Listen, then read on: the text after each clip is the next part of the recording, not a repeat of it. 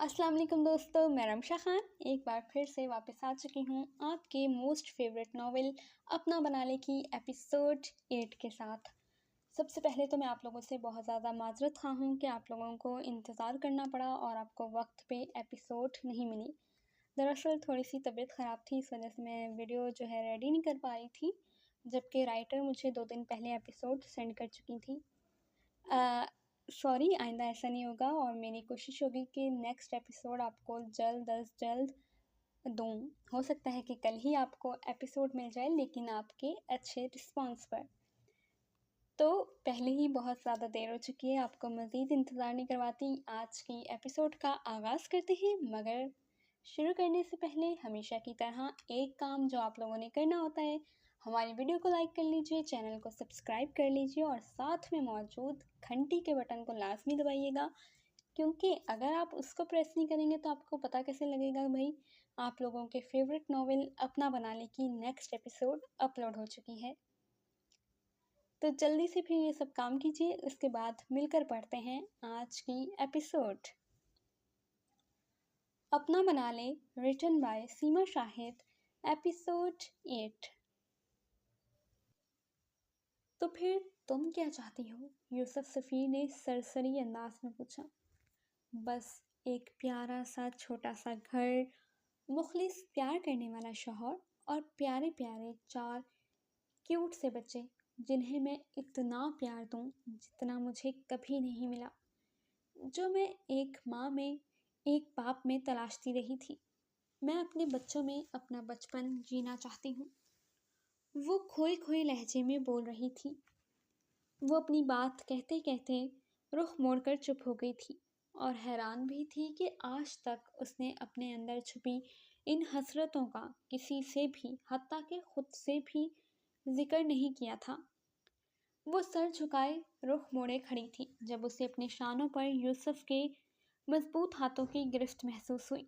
वो उसको कंधों से पकड़कर उसका रुख अपनी तरफ मोड़ रहा था। अनाफिया का रुख अपनी तरफ करके उसने अपनी शहादत की उंगली से अनाफिया का झुका हुआ चेहरा ऊपर उठाया और उसके चेहरे को अपने मुकाबिल किए रखा कि अनाफिया आंखें खोलकर उसकी गहरी आंखों में देखने पर मजबूर हो गई। यूसुफ की समंदर सी गहरी बोलती आंखों को देखकर अनाफिया को अपने अंदर एक सुकून सा उतरता महसूस हुआ था। वो जो समझ रही थी कि उसकी इन हसरतों को, इन नातमाम ख्वाहिशों को जानकर यूसुफ की आंखों में उसके लिए तरस होगा, हमदर्दी होगी, तो ऐसा कुछ नहीं था।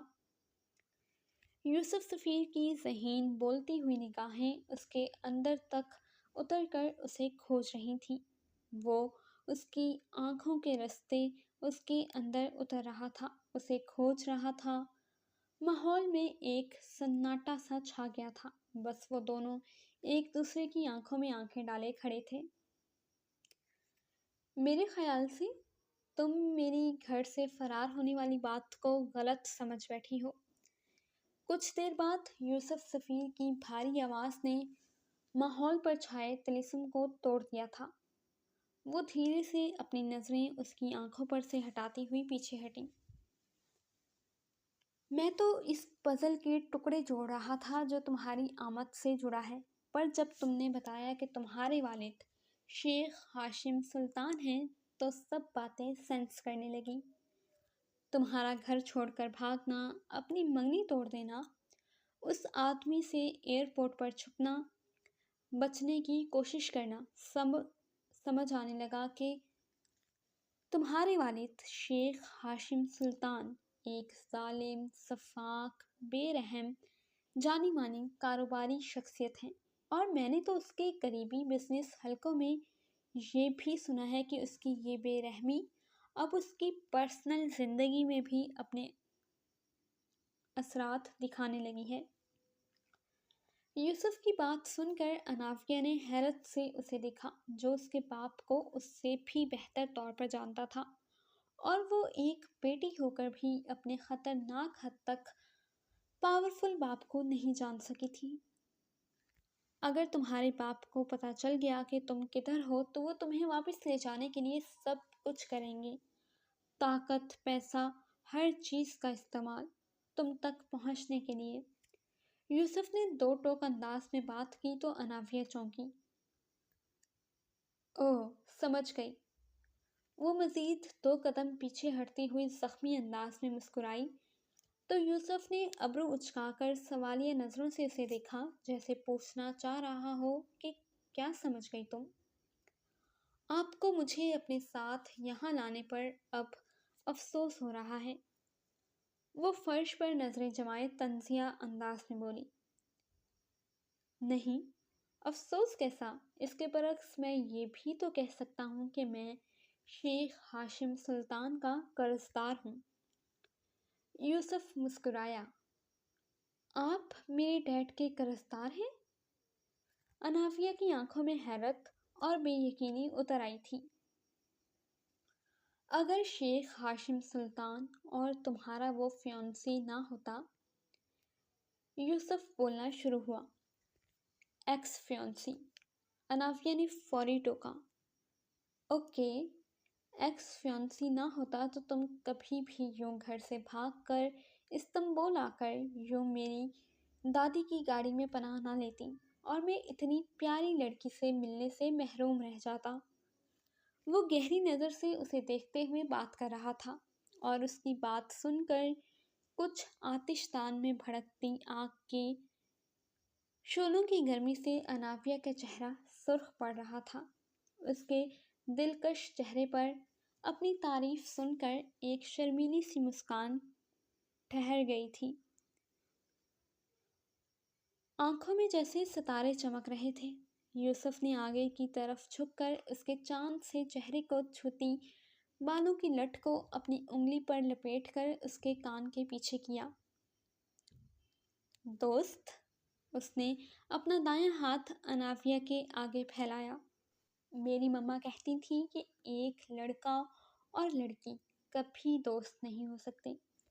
اس نے اپنے بچپن کی یاد دہراتے ہوئے یوسف کو دیکھا تو وہ ہنس پڑا، جس پر اناویہ نے شرمندگی سے اپنے گلابی لبوں کو آپس میں کچلا تو بے ساختہ اٹھی یوسف کی نظر ان لبوں پر اٹک سی گئی۔ سوچ لو، لوگ کہتے ہیں کہ میں بہت اچھا دوست ثابت ہوتا ہوں۔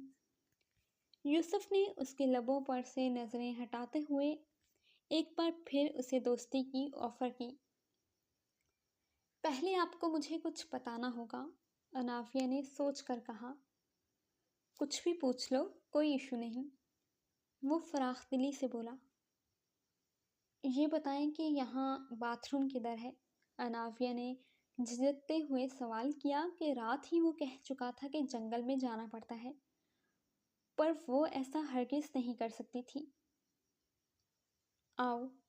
وہ لکڑیوں کو آتش دان میں پھینکتا ہوا سیدھا ہوا اور اسے ساتھ لیے اس لکڑی کے کیبن نما گھر سے باہر نکلا۔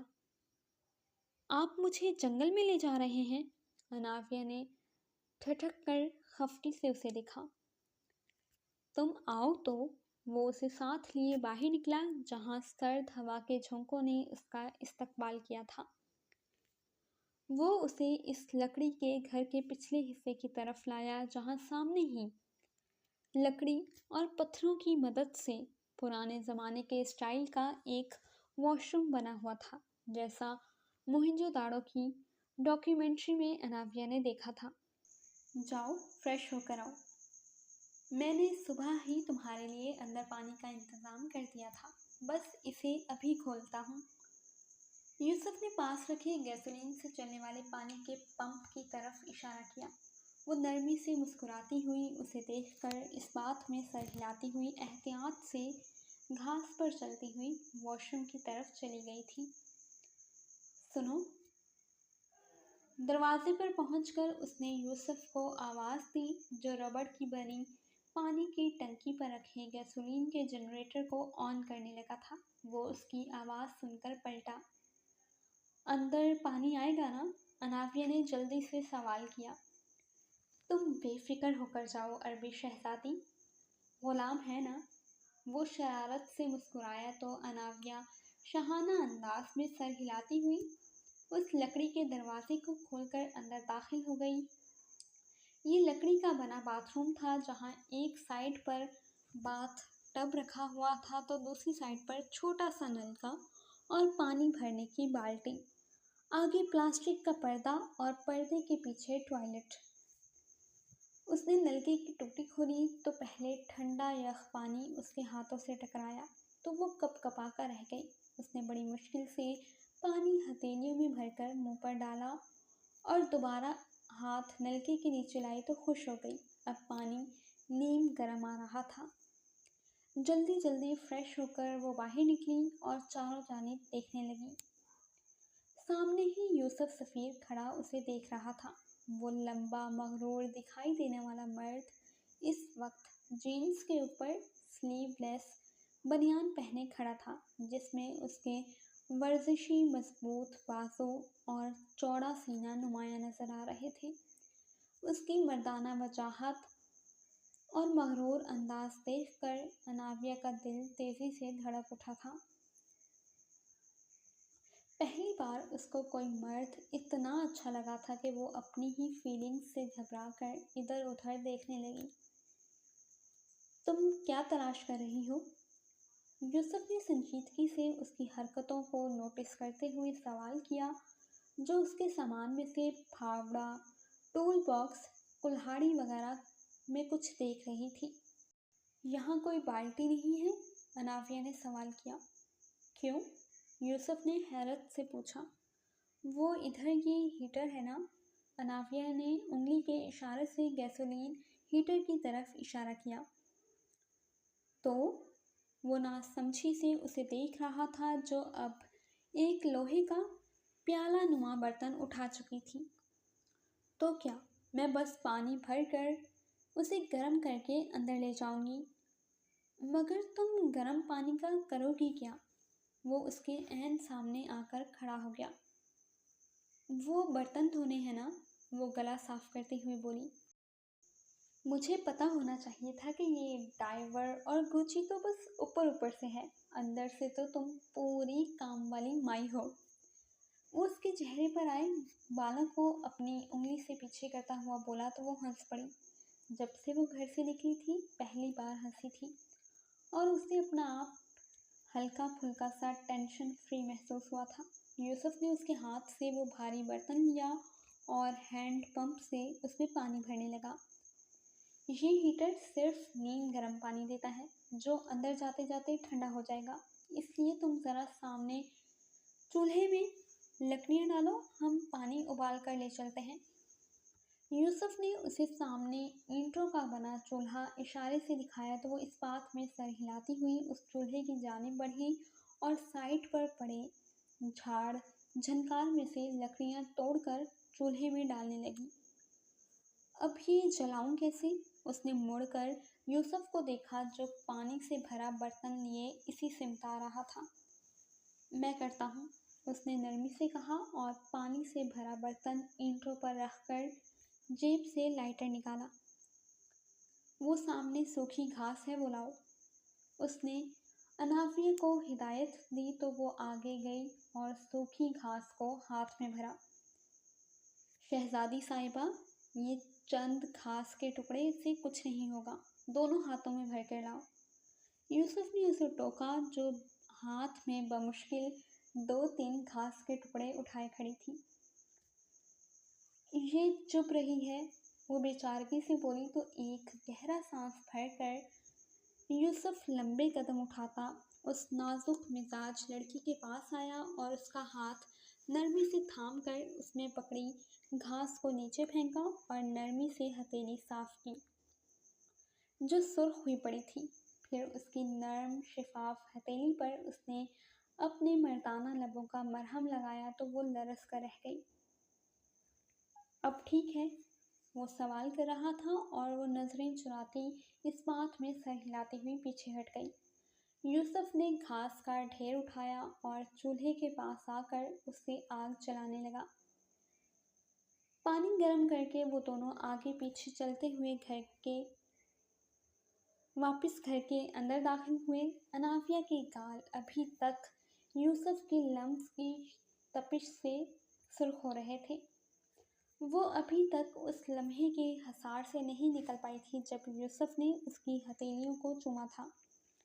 اس رات ریسیپشن میں بھی جس طرح یوسف اور اس کی دادی عذرا بے نے اسے پیار، عزت اور اہمیت دی تھی، وہ تقریب کے اینڈ تک خود کو سچ میں اس کی دلہن سمجھنے لگی تھی۔